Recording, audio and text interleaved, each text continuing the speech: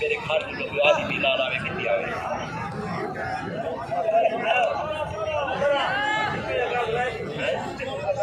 और रोटी रह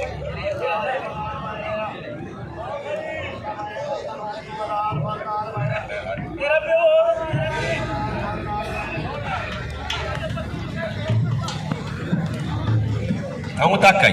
ये जा बच्ची पी आई बंदे बच्चे चल एक बात दे थी इना नहीं आज इवें चलावने एक कुश्ती केड़ी छुड़ाई वे टाइम थोड़ा बाबा जी आवाज थी सलीम अब टाइम थोड़ा मेरे बच्चे भाई परवाना हो जेड़ी मेरी तय थी है ना घट दे सन फालतू दे सन लेकिन मैं को थोड़ा तसली करे सो मेरे पैसे खुट गए तो मेरे चार सज्जन बैठे मैं ना कोई दोबारा गिनसा हुण